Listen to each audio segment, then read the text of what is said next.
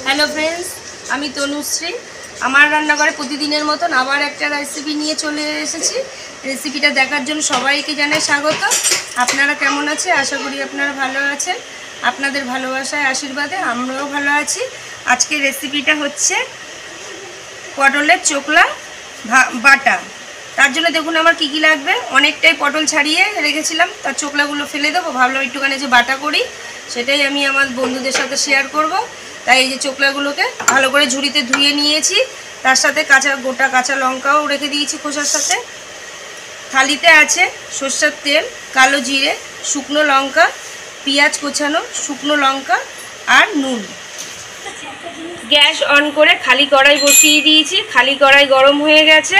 কড়াইতে দিয়ে দিলাম কালো জিরেটা নাড়াচাড়া দিয়ে একটুখানি ভেজে নেব।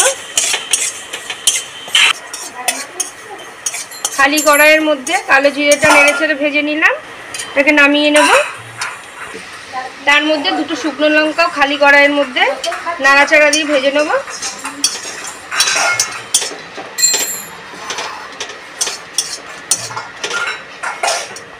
শুকনো লঙ্কাগুলোকেও খালি কড়াইয়ের মধ্যে নাড়াচাড়া দিয়ে ভেজে নিয়েছি, তুলে নেব লঙ্কা দুটোকে। কড়াইয়ের মধ্যে জল দিয়ে দেবো।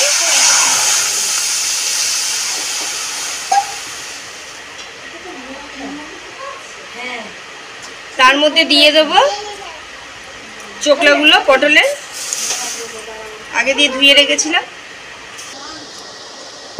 জলের মধ্যে পটলের চোকলাগুলো দিয়ে দিয়েছি। তার মধ্যে দিয়ে দেবো হলুদ,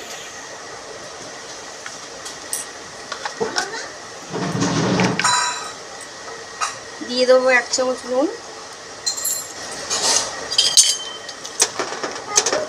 ব্যাস এটাকে সেদ্ধ হওয়ার জন্য একটু সময় দেবো।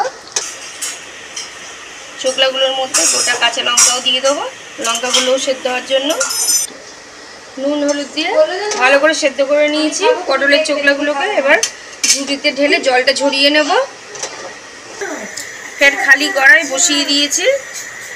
কড়াইয়ের মধ্যে তেল দিয়ে দেবো। তেলটা গরম হওয়ার জন্য একটু সময় নেব। তেল গরম হওয়ার জন্য সময় নিয়েছি। এইদিকে আমি জল ঝরিয়ে নিয়েছি চোকলাগুলোকে বেটে নেব শিলনোড়ার মধ্যে। শিলনোড়াও পেতে নিয়েছি।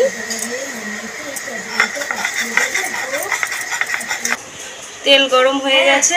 তেলের মধ্যে দুটো গোটা রসুন দিয়ে দেবো। রসুনটা ভাজা হয়ে এসছে। রসুনের মধ্যে দিয়ে দেবো পেঁয়াজটা। রসুন আর পেঁয়াজটাকে এবার একসাথেই ভেজে নেব। বাটা হয়ে এসছে, বাটার মধ্যে দিয়ে দেবো আগে থেকে খালি কড়াইয়ের মধ্যে ভেজে রেখেছিলাম কালো জিরে আর শুকনো লঙ্কাটা, এটা দিয়ে দেবো। দিয়ে এটাও বেটে নেব।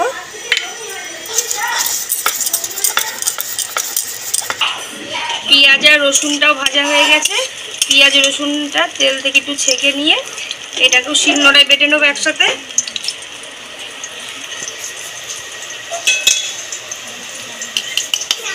শুকনো লঙ্কা কালো জিরা বাটা হয়ে গেছে চোকলার সাথে।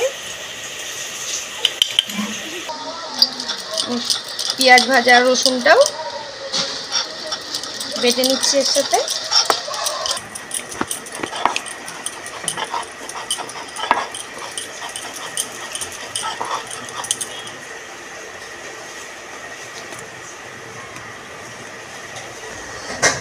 পেঁয়াজ রসুন ভাজা ওই গরম তেলের মধ্যে ফোড়ন দিয়ে দিলাম কালো জিরেটা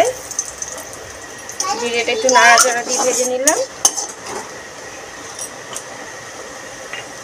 তার মধ্যে দিয়ে দিলাম পটলের চোকলা বাটাটা পুরোটা।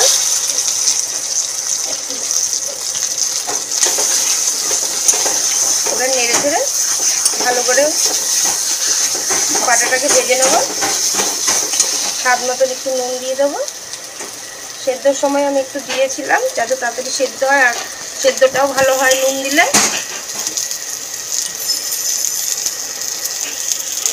স্বাদের জন্য একটুখানি চিনি দিয়ে দিলাম।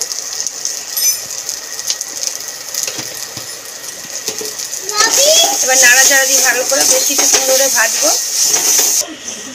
ভালো করে বাটাটাকে ভেজে নিয়েছি, একদম জল নেই, দেখুন পুরো একদম ড্রাই হয়ে গেছে। এবার এটাকে নামিয়ে নেব। ব্যাস এবার এটাকে নামিয়ে নেব প্লেটের মধ্যে।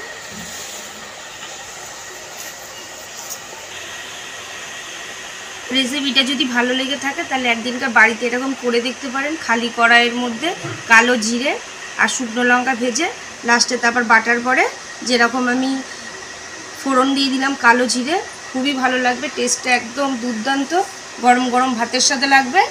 এই পটলের চোকলা বাটা। আমার রেসিপিটা দেখে যদি ভালো লেগে থাকে তাহলে একদিনকার বাড়িতে এই ধরন করে দেখবেন, আশা করি খুবই ভালো লাগবে।